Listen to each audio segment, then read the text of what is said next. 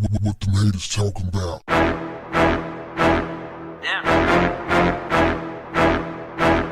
What's up, family? We got us a modern day Bonnie and Clyde. A 12-year-old boy and a 14-year-old girl had a shootout with the police and lived to tell the story. It was wild, fam. They was busting those guns. Bang, bang, bang at the police. Backstory. Travis O'Brien was just 12 years old when he and 14-year-old Nicole Jackson broke out of a group home and broke into a man's home, located his guns. When the police showed up, they didn't surrender. They opened fire. I mean, rat-a-tat-tat on the police. The girl ended up getting hit. But when the police realized that they were just kids, they shut it down. The girl put the guns around her neck, AR-15, around her neck, and it was just walking around like busting at the police. The juvenile facility is located in Volusia, Florida. Florida United Methodist Children's Home is what it's called. It's in Enterprise, Florida. This happened on June 1st, 2021. They were sentenced in March of 22. The girl received a charge of attempted first-degree murder of a law enforcement, and the boy got the same charge. Both of them were sentenced to juvenile facilities and then probation. Juvenile facilities, then probation for trying to murder the police. I get it for the 12-year-old, but for the 14-year-old, routinely, if they're black, they are going to be charged as an adult. But these kids were white. But check it out, fam. I'll put a link in the description for you to check it out on my Instagram. Oh, you're gonna love this. The restraint that the police showed when they found out that the people that were shooting at them were white kids. They knew they were white. But when they found out that they were kids, oh man, the restraint that they showed. Even in the aftermath, one of the cops even told the kid in court, I pray for you every day. Yeah, fam. In fact, let me tell you exactly what he said. Oh yeah, man. Yeah, you're gonna love this. His name is Officer Maxwell, Volusia County Sheriff's Officer Deputy Don Maxwell, to be exact. He stood up and spoke to the boy. During the shooting, Maxwell had taken cover as the boy and the girl shot at deputies. Bullets striking the tree, Maxwell stood behind. This is according to reports. Maxwell looked at the boy and told him he was forgiven. I remember you. I forgive you. I challenge you to be better. I want to see you one day be the person that I know you can be. You have a big heart. You have a long life ahead of you. And I will say a prayer for you every day. Wow. You know, if Tamir Rice had been, Tamir only had a play gun, but they never got to that point because they just jumped out. They didn't even jump out shooting. They rolled a window down shooting, gunned him down.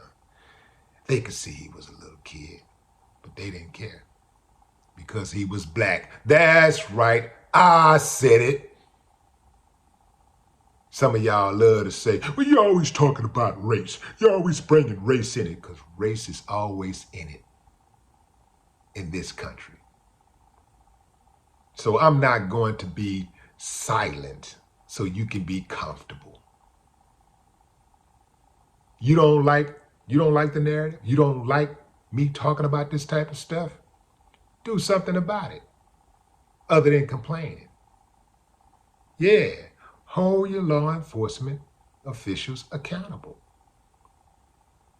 Let them know that you hate what they do just as much as the black people who have to deal with it. But you ain't gonna do that because that's too much like right, you uncivilized mutt.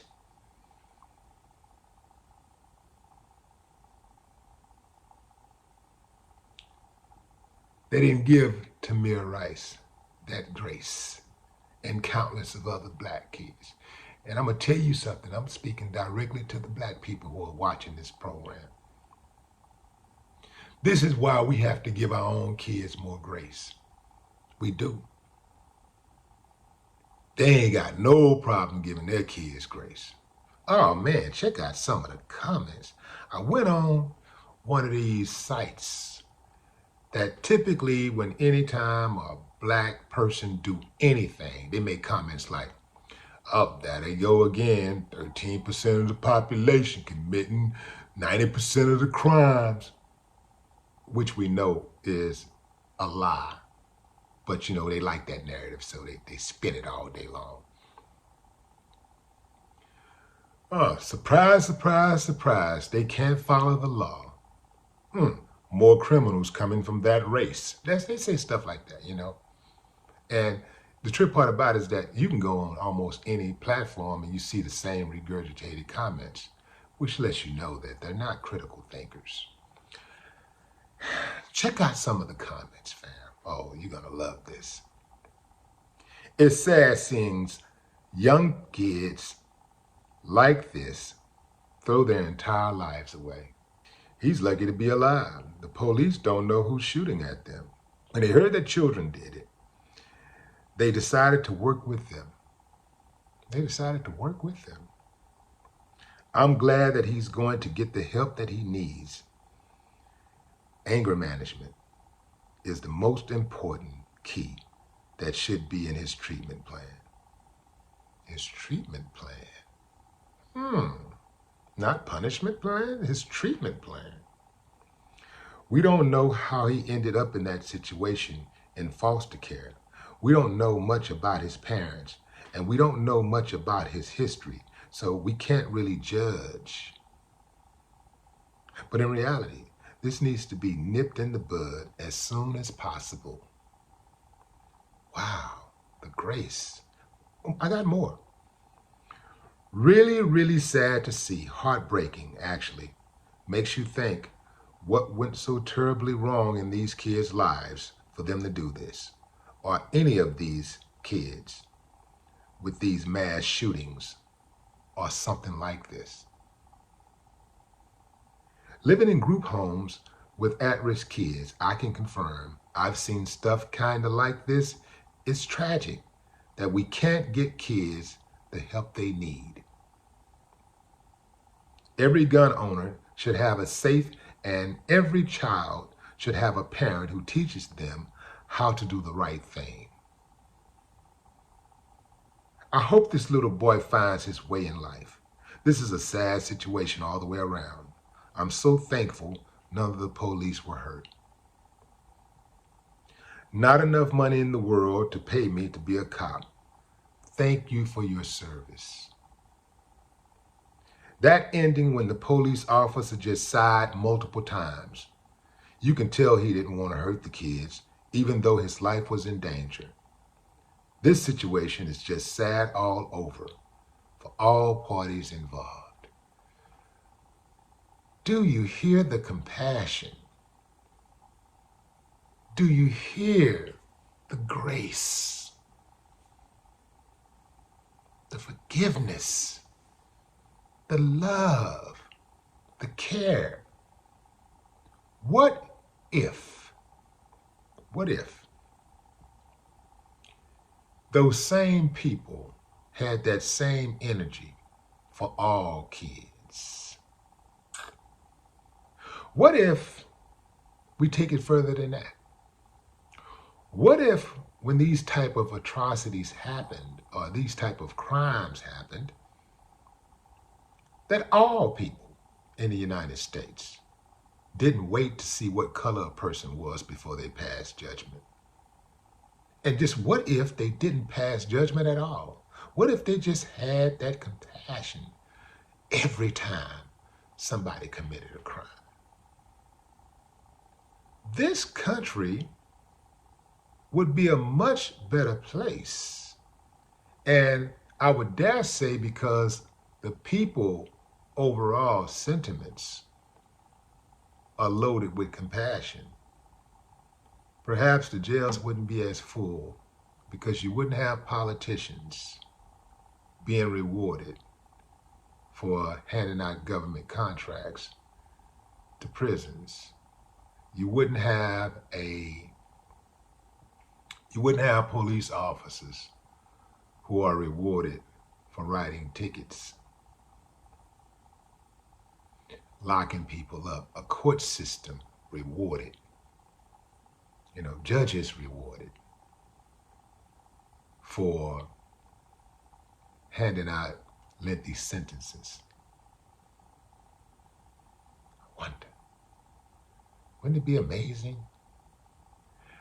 Wouldn't the overall temperature, the overall mental health of Americans be a whole lot better if we all spoke so kindly and compassionate about each other? But that's too much like right. This is why I don't respect y'all. I don't respect you because you're hypocrites.